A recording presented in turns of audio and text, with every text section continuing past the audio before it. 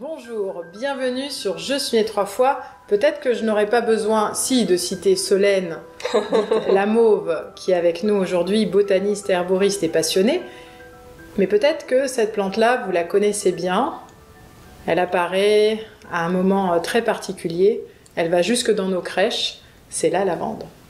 Tout à fait. Alors pour être un peu plus précis, c'est le lavandin que tu tiens dans la main, enfin qu'on tient dans la main en ce moment même, puisqu'il a un port beaucoup plus touffu, je dirais. Et c'est comme ça qu'on reconnaît les différents types de lavande en fait, puisqu'il y en a plusieurs de lavande. Les plus connus et les plus utilisés sont le lavandin, la lavande fine, qui est aussi appelée lavande officinale, et la lavande aspic, qu'on retrouve bien souvent dans nos régions. Lavande aspic, c'est plutôt garrigue, côté garrigue. Lavande fine, c'est plutôt à partir de 1000 mètres d'altitude.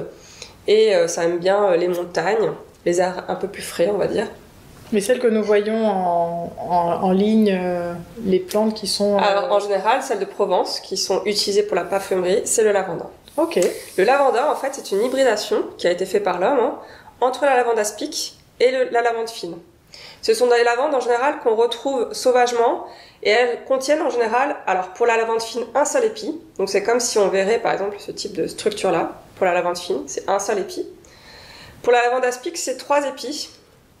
Et pour le lavandin, bon là il y en a un peu plus des épis, mais c'est une division aussi en 3 avec en général une inflorescence beaucoup plus importante, beaucoup plus grosse. Et c'est ce qui est caractéristique du lavandin, c'est qu'en fait il produit beaucoup d'huile essentielle puisqu'il est plus gros, il a une plus grosse inflorescence. Et c'est pour ça qu'il est utilisé en parfumerie et qu'on peut le distiller facilement. Voilà. Tu me proposes pas de le manger? Alors lavandin, tu pourrais, si tu veux l'utiliser. Ça veut dire que je peux en mettre quand même quelques fleurs pour décorer? Oui, bien sûr, sans problème. Après, peut-être que le plus intéressant, c'est la lavande fine, qui est un peu plus douce. La lavande aspic est un petit peu plus camphrée. Je ne sais pas si tu as déjà senti la différence entre les différentes lavandes. Goûter. Je me rends compte que je connais plus l'officinal et le lavandin. Voilà, c'est ça.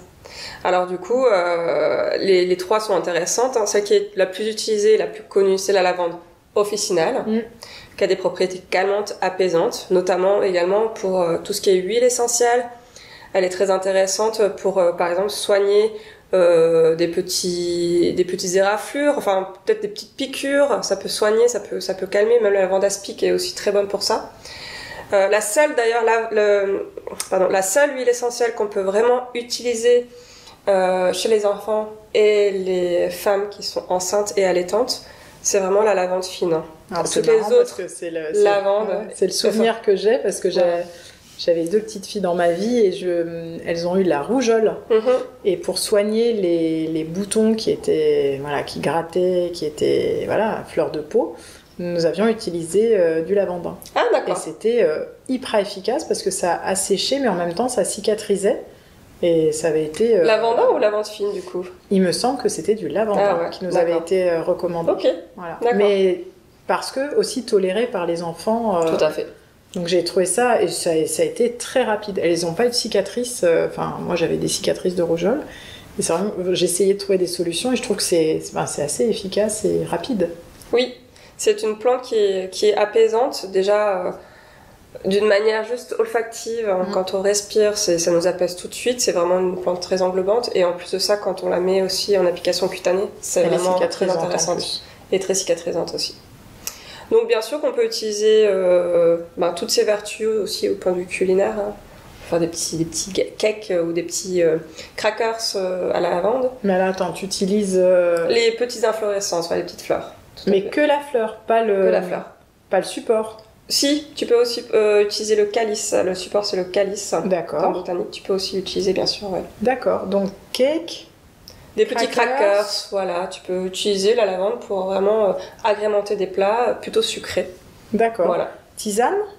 En tisane, bien entendu, tu peux aussi l'utiliser. Pareil, c'est assez fort. C'est très fort, on ne peut pas en mettre beaucoup. On va plutôt faire des mélanges. Du coup, 2 tisanes qui sont calmantes. Par exemple, on peut l'associer avec la verveine, la passiflore, la mélisse, qui sont vraiment des plantes aux propriétés calmantes et apaisantes. Et ça va faire une synergie. La synergie, c'est un peu quand on utilise plusieurs plantes pour créer quelque chose, le totem, pour créer quelque chose qui est beaucoup plus puissant que la plante elle-même. Donc c'est vraiment très intéressant de l'utiliser. Voilà. Alors moi j'avais trouvé ça sur un marché, donc je vous le montre aussi parce que c'était une herboriste qui était sur un marché et elle utilisait les bâtons de lavande exactement comme les bâtons de sauge. Et j'ai trouvé que c'était très intéressant au vu de toutes les propriétés de la lavande. Voilà, je connaissais pas du tout ce... Et en plus... Et moi non plus, je ne connaissais pas. Et je pense que c'est très sympa. Voilà. Oh bah, elle disait elle-même que après des années de pratique et de rencontres avec les plantes, elle en apprenait chaque année. Ah oui, ah, moi aussi. C'est une certitude. On n'a jamais fini d'en apprendre. Ah bah, ça tombe très bien. Nous sommes ravis d'apprendre avec toi. Merci Solène. Merci. À très bientôt sur Je suis née 3 fois, osons la guérison avec la lavande.